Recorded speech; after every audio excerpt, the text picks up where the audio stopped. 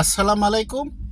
আজকে আমরা new York স্টেটের সেলস পারসন কোর্সের বা এক্সামের যে পড়াশোনাগুলো আসে সেগুলো আমরা একটু পড়ব এবং সেটা সম্পূর্ণভাবে আনঅফিসিয়ালি। আচ্ছা, তো প্রথমে আমরা একটু চিন্তার মধ্যে রাখি, সেটা হচ্ছে গিয়া এই যে রিয়েল এস্টেটের যে পড়াশোনাটা, এটাকে আমরা পার্ট বাই পার্ট করে নেব, কয়েকটা ভাগে বিভক্ত করব। তার মধ্যে প্রথম ভাগে বিভক্ত করব আমরা শব্দগুলা জানতে। যেমন মনে করেন ভোকাবুলারি যেটা, সেটা আমরা জানবো।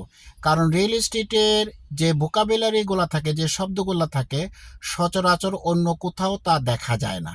তো এই শব্দগুলো আমাদের আগে জানতে হবে। যেমন মনে করেন বেআইনিভাবে আপনার বাসায় কেউ বসবাস করতেছে, আমরা এটাকে বলতে পারি আনঅথরাইজলি বসবাস করতেছে, কিন্তু রিয়েল এস্টেটের ভাষায় এটাকে বলে স্কুইটার। তো এরকম অনেক ধরনের শব্দ আছে, এই শব্দগুলা আমাদের জানতে হবে। যদি আমরা শব্দগুলা জানি, তাহলে আমরা কোন প্রশ্ন আসছে সেটা অন্ততপক্ষে 70% আমরা বুঝতে পারবো। তা আজকে আমি কিছু শব্দ আপনাদের সামনে আনতেছি, সেটা হচ্ছে যেগুলো শব্দগুলো একটু খুবই সমস্যাবহুল, বুঝতে একটু অসুবিধা হয়। তা আল্লাহ যদি আমাকে শক্তি দেন, আপনাদেরকে বোঝানোর চেষ্টা করব। তো সুতরাং আমরা শুরু করি। প্রথমে হচ্ছে যে শব্দটা আমি নিছি সেটা হচ্ছে এনকুম্বারেন্স। এনকুম্বারেন্স বাংলায় যা বোঝায় সেটা হচ্ছে গিয়া, এই যে জমিটা আছে, এই জমিটার উপরে সকল প্রকার দায় দায়িত্বের নাম হচ্ছে এনক্রুমমেন্টস। এনক্রুমমেন্টস, যদি আমি ভুল না বলে থাকি, এনক্রুমমেন্টস বা এনক্রুমমেন্টস, যে যেটা বলে। তো এই যে এনকুম্বারেন্স, এই এই এই এই জিনিসটা বা এই শব্দটার দুইটা ভাগে বিভক্ত। একটা হচ্ছে গিয়া অর্থনৈতিক দায় দায়িত্ব, আর একটা হচ্ছে গিয়া জমি সংক্রান্ত দায় দায়িত্ব।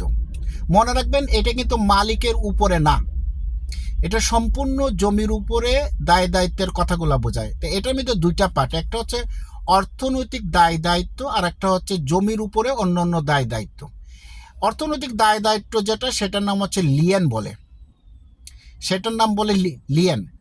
আর অর্থনৈতিক ছাড়া যে জমির উপরে যে দায় দায়িত্বগুলো আসে, সেটা দুই ভাগে বিভক্ত। একটা হচ্ছে এনক্রুচমেন্ট, তার মানে বাংলা হচ্ছে বেআইনিভাবে আপনার জমির অংশ সে ভোগ দখল করতেছে। আর একটা হচ্ছে ইসিমেন্ট। ইসিমেন্ট হচ্ছে আইনসঙ্গতভাবে আপনার জমির কোনো ব্যাপার বা কোনো কিছু সে ভোগ দখল করতেছে। তো এনক্রুচমেন্ট এই শব্দটার মানে হচ্ছে, যেমন মনে করেন একটা লোক আপনার জমির উপরে কিছু বেড়া দিছে, বা যেটাকে আমরা ফেন্স বলতে পারি, অথবা তার ঘরের চালাটা আপনার আপনার জমির ভিতরে 3-4 ফুট ভিতরে চলে আসছে। এইটা কিন্তু বিগত সে 5 বছর, 10 বছর, 15 বছর যাবৎ ব্যবহার করতেছে, কিন্তু আগের মালিক সেইটা কোনো কিছু বলে না। কিন্তু এখন আপনি যখন কিনতে গেছেন, তখন হিসাব নিকাশ করে দেখেন যে এই যে চালাটা ভিতরে ঢুকছে, এটা তো বেআইনি। এখন এখানে আবার দুইটা ভাগে বিভক্ত। এই যে সে যে বেআইনিভাবে এটাকে ব্যবহার করতেছে, যদি এই ব্যবহারটা সে 10 বছরের উপরে করে, তাহলে সেটা কিন্তু সমস্যাবহুল, কারণ সেইটাতে সে আইনসঙ্গতভাবে মামলা করতে পারে। সেই মামলাটার নাম হচ্ছে অ্যাডভার্স পজিশন। যদি 10 বছরের উপরে কেউ থাকে, তবে কোর্টে সে মামলা করতে পারে যে আমি 10 বছরের উপরে এই জায়গাটা ভোগ দখল করতেছি। তারপরে সে মামলা করে আপনার এটা ইসিমেন্টের মধ্যে নিয়ে আসতে পারে। তো এটা হচ্ছে, এই মামলাটার নাম হচ্ছে অ্যাডভার্স পজিশন। আচ্ছা, এখন হইল গিয়া এনক্রুচমেন্ট আমরা জানলাম, এবার জানবো ইসিমেন্ট। ইসিমেন্ট হচ্ছে আইনসঙ্গতভাবে আপনার জমিকে ব্যবহার করা। এইটা জমিটা যখন প্রথম লট হিসেবে বিক্রি করা হয়েছিল, তখন যে কোম্পানি বা যে মালিক যে ধরনের এই সুযোগ সুবিধা প্রতিবেশীকে দিছে, আবার আপনিও প্রতিবেশীর থেকে নিছেন, এটার নাম হচ্ছে ইসিমেন্ট। এটা আগেই লেখা থাকে, যখন নাকি জমিটা আজকের থেকে বহুত আগে যখন তৈরি হয়েছিল, তখন প্লটটা ভাগ ভাগ করে। তো ইসিমেন্টটা হচ্ছে গিয়া আপনি আপনার আপনার জায়গার উপর দিয়ে আরেকজনে যাতায়াত করতেছে, এবং একটা রাস্তা আছে, আপনিও ব্যবহার করেন, সেও ব্যবহার করে, এবং সে আইনসঙ্গতভাবে আপনার এই রাস্তাটা ব্যবহার করতেছে। আপনি হচ্ছেন এখন এই যে জিনিসটা, এটা হচ্ছে গিয়ে ইসিমেন্ট। ইসিমেন্টের দুইটা পার্ট বিভক্ত। একটা হচ্ছে গিয়া ইসিমেন্ট যে সুবিধা পাইলো, আবার ইসিমেন্টের যে সুবিধা নিল। এখন হচ্ছে ইসিমেন্টের যারা সুবিধা নিচ্ছে তাদের নাম হচ্ছে ডোমিনিয়েন্ট টেনিমেন্ট, আর যারা সুবিধা দিচ্ছে তাদের নাম হচ্ছে সার্ভিনিয়েন্ট টেনিমেন্ট। তো ডোমিনিয়েন্ট টেনিমেন্টটা হচ্ছে যে পাশের লোকটা আপনার এই জমিটা ব্যবহার করে বা রাস্তাটা ব্যবহার করে সেই মেইন রাস্তাতে আসতেছে, এইখানে যে সার্ভিসটা নিল সে হচ্ছে ডোমিনিয়েন্ট টেনিমেন্ট, আর আপনি সার্ভিসটা দিচ্ছেন আপনার জন্য এটা হচ্ছে সার্ভিনিয়েন্ট টেনিমেন্ট। এটা এমনও হইতে পারে আবার আপনি তার জমির উপর দিয়ে গিয়া পাশে একটা নদী আছে বা বিরাট বড় একটা ঝিল আছে বা সমুদ্র আছে, সেখানে আপনি ফিশিং করতে যান বা সেখানে আপনি ঘুরতে যান, এই যে অধিকারটা সে আপনাকে দিল, এখন আপনি হয়ে গেলেন ডোমিনিয়েন্ট টেনিমেন্ট, আর সে এখন হইল সার্ভিনিয়েন্ট টেনিমেন্ট। তো সোজা কথা হচ্ছে যে সার্ভিসটা দিচ্ছে সে হচ্ছে সার্ভিনিয়েন্ট টেনিমেন্ট, যে সার্ভিসটা নিচ্ছে সে হচ্ছে ডোমিনিয়েন্ট টেনিমেন্ট। আচ্ছা, তারপরে আরেকটা শব্দতে আমরা আসি, সেটা হচ্ছে গিয়ে ইসিমেন্ট অ্যাপুটেন্ট। ইসিমেন্টের অনেকগুলা ভাগ আছে, আজকে শুধু ইসিমেন্ট অ্যাপুটেন্টের কথা বলবো। ইসিমেন্ট অ্যাপুটেন্ট হচ্ছে গিয়া জমির সাথে সরাসরিভাবে ফিক্সড কোনো কিছু, সেটার নাম হচ্ছে ইসিমেন্ট অ্যাপুটেন্ট। যেমন মনে করেন দুইজনে একটা গ্যারেজ ব্যবহার করতে পারেন, সেও তার গাড়ি রাখতেছে আপনিও তার গাড়ি রাখতেছেন। এটা আবার আপনার যে রাস্তাটা চলে গেছে আপনার জমির উপর দিয়ে এবং সে যাচ্ছে, এই যে রাস্তাটা আর এই যে গ্যারেজটা, এটা হচ্ছে ইসিমেন্ট অ্যাপুটেন্টের আন্ডারে। তো ইসিমেন্টের অনেকগুলা ভাগ আছে, আমরা ভবিষ্যতে সেগুলা পড়বো এক এক করে ইনশাআল্লাহ। আচ্ছা, আরেকটা হচ্ছে গিয়া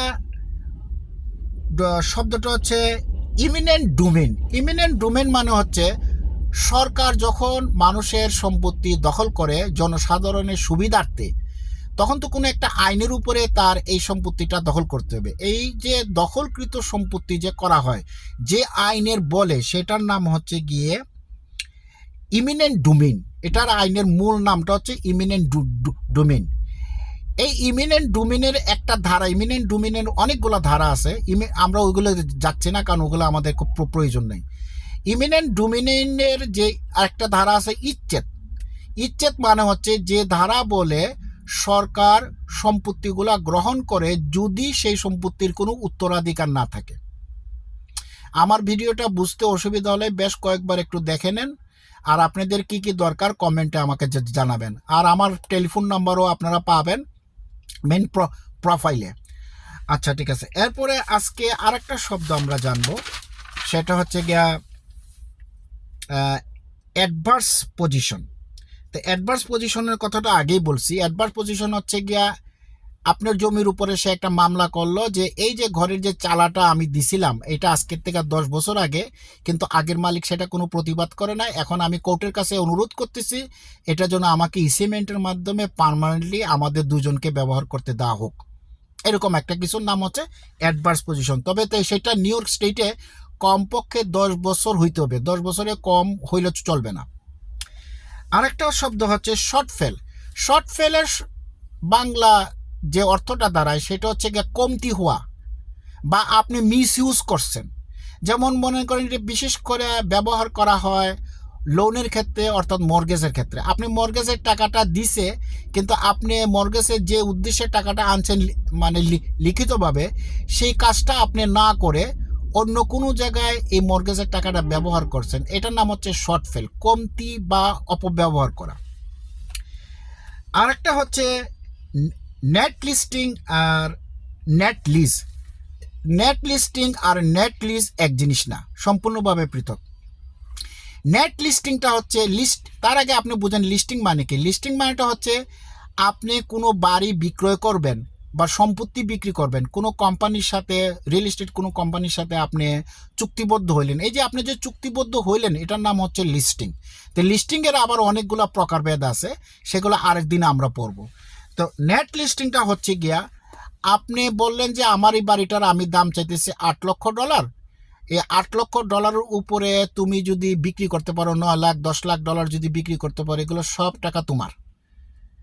কিন্তু এটার জন্য আমি তোমাকে কোনো ফিস দেব অথবা দিব না, এটা লিখিত থাকতে হবে। এই যে দামের বেশি চাইয়া তার কাছে যে আপনি লিস্টিংটা করাইলেন, এটার নাম হচ্ছে নেট লিস্টিং। নেট লিস্টিং সম্পূর্ণভাবে বেআইনি, ইললিগ্যাল। আচ্ছা, আরেকটা হচ্ছে নেট লিজ।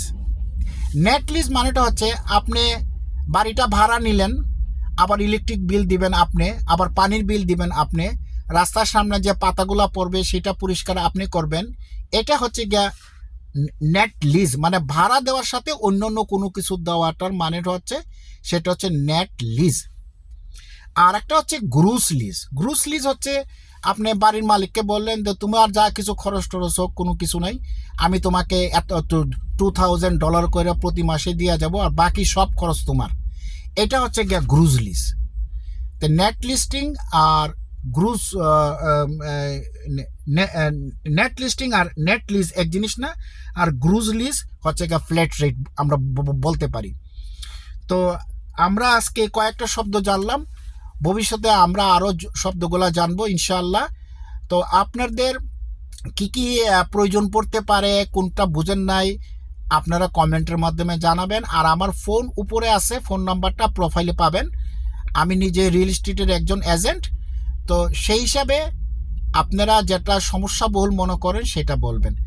আর আমার এই ভিডিওটা যদি আপনাদের বুঝতে অসুবিধা হয়, বেশ কয়েকবার আগে বুঝেন, বেশ কয়েকবার দেখেন এবং বুঝেন, তাহলে হয়তো বা একটু উপকার হবে। আমার এই ভিডিওর মাধ্যমে যদি একজন লোক উপকৃত হয়, আমি নিজেকে ধন্য মনে করব। এবং আমি ভবিষ্যতে আর আমরা যে 26টা পার্টে পার্টে আমরা আগাবো আর কি। তা আমি প্রথম ধরবো ভোকাবুলারির উপরে, বিশেষ করে ভোকাবুলারিটার উপরে ধরবো। আরেকটা কথা এখানে একটু বলে রাখি যে এই যে রিয়েল এস্টেটের যে আমরা পড়াশোনা করি, সেলস পারসন, ব্রোকারেজ অথবা লোন অফিসার, এই পড়াশোনাগুলোর মধ্যে 95% পড়াশোনা হচ্ছে ল সংক্রান্ত। এখানে বিজনেস সংক্রান্ত ব্যাপার স্যাপার 5% বোঝানো হয় না। বিজনেসটা হচ্ছে আপনার, আপনি কীভাবে ট্রিকি করে বিজনেসটা করতে পারবেন সেটা আপনার ব্যাপার। আর এখানে হচ্ছে ল, যে লটা ফলো করতে হবে, ফলো করলে জনসাধারণের উপকার হবে, এই লটা তারা তৈরি করছে। এই লটা তৈরি করা আপনাকে এডুকেশন করানো হচ্ছে। তো এটা আসলে আমার ব্যক্তিগত অপিনিয়ন হচ্ছে, এটাকে সেলস পারসন বুক না বইলা, ব্রোকারেজ বুক না বইলা, এটাকে রিয়েল এস্টেট ল বুক বলা উচিত ছিল। অত তারা যেটা ভালো মনে করছে সেইটাই করছে। কিন্তু এখানে আপনি সবসময় মনে রাখবেন, এখানে লটা পড়ানো হয়, কোন কোন জিনিস আপনি করতে পারবেন, কোন কোন জিনিস আপনি করতে পারবেন না, কোন কোন জিনিস করলে আপনাকে জেল জরিমানা হইতে পারে, আপনার লাইসেন্স সাসপেন্ড হইতে পারে। এই সংক্রান্ত জিনিসপত্রগুলাই 95% পড়ানো হয়। বিজনেস সংক্রান্ত তেমন কিছুই না। বিজনেসটা ভবিষ্যতে আপনি নিজে ট্রিকি কইরা, নিজে এক্সপিরিয়েন্স নিয়ে আপনাকে বিজনেসটা করতে হবে। আর এই বিজনেসে আপনাকে অবশ্যই সৎ, অনেস্ট থাকতে হবে। আপনি যা কিছু করেন, যে আপনাকে লিস্টিং দিছে, মানে লিস্টিং যে দিছে তার নাম হচ্ছে প্রিন্সিপালের সাথে আপনি অনেস্ট থাকবেন। আর যে বায়ার, যে আপনার ক্রেতা, তার সাথে আপনি অনেস্ট থাকবেন। এই অনেস্ট থাকতে গেলে আপনাকে কষ্ট করে এই ডিসক্লোজার ফর্মের মাধ্যমে আপনাকে সব কিছু জানাতে হবে, যে বায়ার আছে, যে নাকি বিক্রেতা আছে, এই উভয় পক্ষ, বায়ারের কাছে এবং সেলারের কাছে আপনি সবসময় অনেস্ট থাকার চেষ্টা করবেন। কারণ অনেস্ট যদি আপনি থাকেন, আপনার ব্যবসার উন্নতি হবে ইনশাল্লাহ, এর মধ্যে কোনো ভুল নাই। তো আজকে ভিডিওটা আমি এখানে শেষ করলাম। আল্লাহ হাফেজ, আসসালামু আলাইকুম।